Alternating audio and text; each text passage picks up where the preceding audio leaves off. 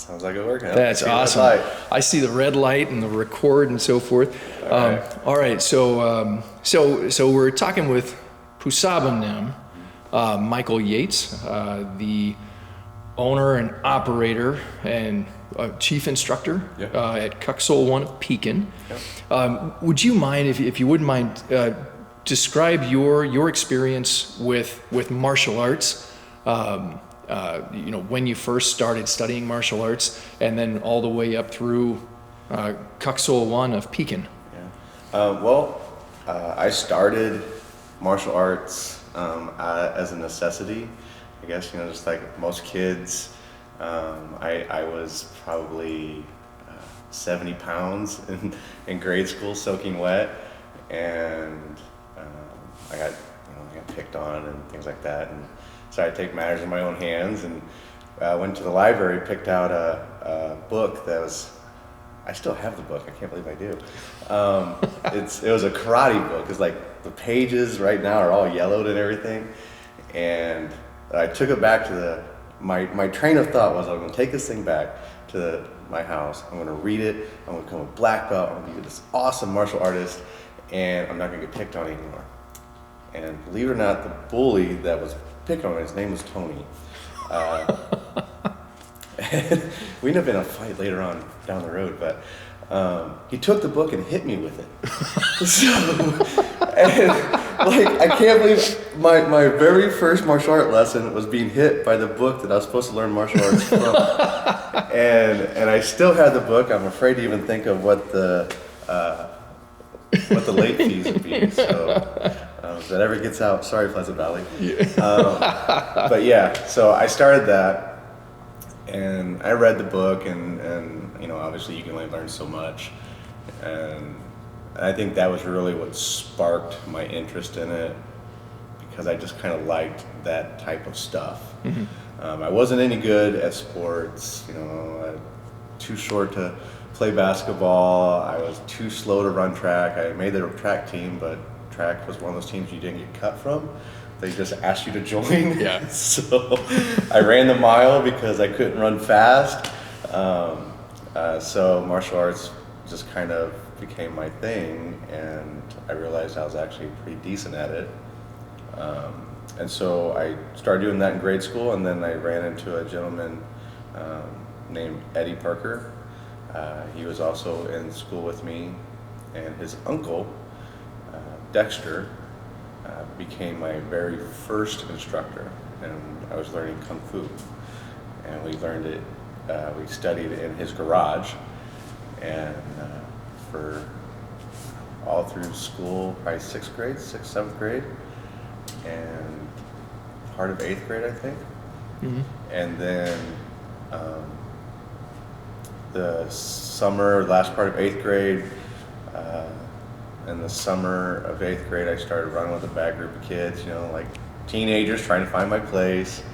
And my dad happened to be working with a guy named Larry Hilton, who had started his own style of martial arts called Ketsuguru Jiu-Jitsu. And so my dad signed me up with him. And my dad and I both started taking the classes together, and then my sister and my mom started joining as well. And it just became a family affair, and I ended up being their youngest black belt promoted. Normally it would take you about 5 to 6 years in that system to get to a black belt, and I lived there. I did it every night, as much as I did it before I got my license. I started basically my freshman year. My goal was to get my black belt before I graduated high school, which was feasible. Mm-hmm. So I started, and as soon as I got my license, I would go there right after school. Everything that was one mind focus right there. Mm-hmm. And ended up getting my black belt in, I think, like 27 months, and started teaching, and that was when I realized I really enjoyed teaching martial arts, and walking into an actual martial arts school, it was kind of a, epiphany. I realized this is what I want to do. This was me, and it became a lot more personal than just an activity. For a lot of kids or adults, it becomes an activity. For me, it literally became a way of life. And so I started doing that, got my black belt. I think it was first part of my junior year, so just a little over 2 years. And then kept training, stayed with it then I went to the Army and trained a little bit while I was in the Army in Taekwondo and a couple different styles of karate, and started teaching other people in the Army. Actually, the drill sergeant pulled me out of the formation and made me start demonstrating.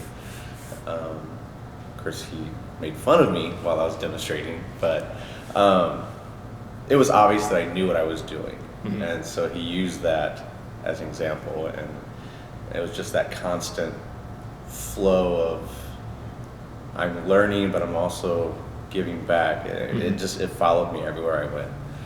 And then when I got out of the Army, I went looking for my old instructors because my school was in the process of closing down. It was a relatively small school. Most students I think they ever had, it was maybe 20 to 30 students at any one time, and probably capped out on an average of 15. So it was mostly adults. So when I got out of the Army, I went looking for my instructor. He was teaching jiu-jitsu at a school ran by Kelly O'Keefe. And they were in a partnership, and I went over there to meet him and to see him and start training over there. And I ran into my now wife, because she had trained with me as well in high school. And then I went in the Army, we broke up, and we got back together after I ended up walking into the martial arts school. And I did that that would have been from 97 to, I would say at least 99, almost 2000. And then I took a break.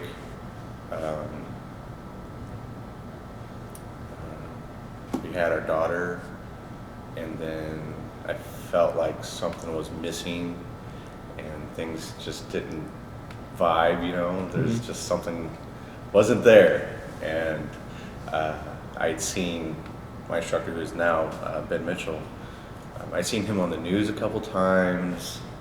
I'd seen his truck out there, and it had, the decals on it and everything. And the few times that I'd gone to a tournament, I'd actually seen them at a tournament, and it caught my eye because the uniforms they wore were so much different from everyone else's. Yeah. We'd even joke that they looked like they were wearing skirts or, lampshades or something like that. And here I am wearing the same things now. So I seen him on the news. He was doing a broadcast on some safety or some bully prevention, something like that, with Megan. And so I called him up, and he had me come down, and I did a class. I think I was the only one in the class that night.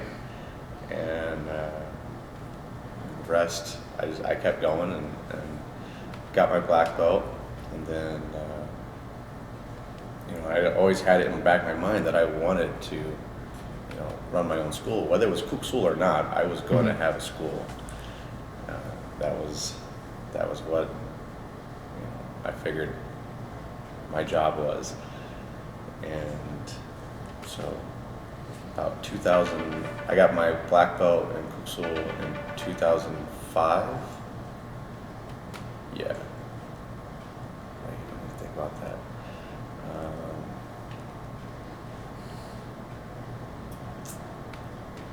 No, I started in 2005, and then 3 years later, got my Okay. black belt. And then I kept training, and then I went to Kwanjanam and talked to him about starting my own school, and he said that I needed to talk with headquarters and go through that whole process. Mm-hmm. And I had to go to headquarters for about a week prior to their annual instructors training, and it was the best way I could describe it, a week-long test. I trained with Grandmaster's sons, Master Alex and Mm-hmm. Master Sunjin, and the other executive masters. I had to train with them throughout the day, and then go help teach in Master Alex's school in the evenings, and then complete the instructor's training that weekend. So it was pretty rigorous. I was really sore. I don't think I turned the TV on the entire time I was at the hotel. Wow. I'd get up, go. I had to meet him at the school at like 8:30, and he would give me this book of franchise rules and everything. This binder, this thing, and he'd say, "Okay, read this. I'll be back in a little bit." A few hours later, he's still not back, and of course, I'm scared to death to do anything wrong. Yeah. Because I'm here trying to prove that I can run a school. Mm-hmm. So I sat there and read the whole thing. And we would train, do our physical training for hours, and then do the teaching that night. So they allowed me to get to school. I was able to fill out all the information for the franchise, and that was, we got the location over on 8th Street here in Pekin, and we started there, and I believe their first class was May of 2011, and we stayed there until our first class, which was here February 8th. Okay. So, would you talk about for lack of a better term, the different hats that you wear now, or Yeah. that you wore when you first opened in Pekin and Yeah. you still wear now? Tell me about just the different responsibilities that you have. When I first started, it was instructor, pure instructor. That was the only thing I had in my head.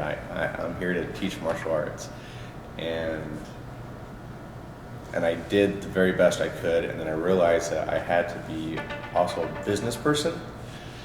I had to, be able to run a business, and thankfully my wife is amazing at that. She's the wheel. She's the one that keeps things turning. So I had to have the business side of it. I had to be able to talk to people and communicate on a more professional level instead of just a instructor-student level.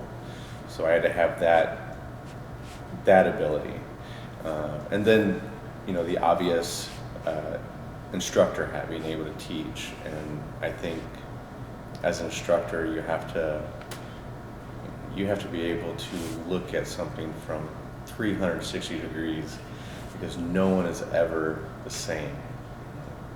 I've literally had twins as students, and they weren't the same. So I've had to learn to be compassionate, empathetic, and then as an instructor, you wear the hat of not just someone that's giving directions and teaching, but you also become mentor. I've played the role of father figure to kids that don't have a strong male figure in their life. Grandparents and parents will come to me and say, this little Johnny doesn't have a dad. and he needs someone to show him what a dad's supposed to act like. And so I've had to play that. Now, that's a pretty big responsibility. I've had to be, the disciplinarian and to tell full-grown adults, hey, this is a bad idea. You shouldn't be doing this. When you become a mentor to someone your own age, that can be pretty eye-opening and make you hold yourself to a little higher standard. Speaking of discipline, how do you approach instilling discipline in a student, either youth or adult? Essentially, they're coming to you for an experience that isn't always pleasant. Right. And it's always their option to leave, to say, you know what, I'm done. Yeah. But they're coming to you for that experience that they might say, well, no, I don't want this. I mean, how do you kind of, if there's a line, how do you sense where that is? Well, I think when we talk about discipline, we have to look at, am I trying to teach the discipline part of it? Am I trying to teach them to be more structured?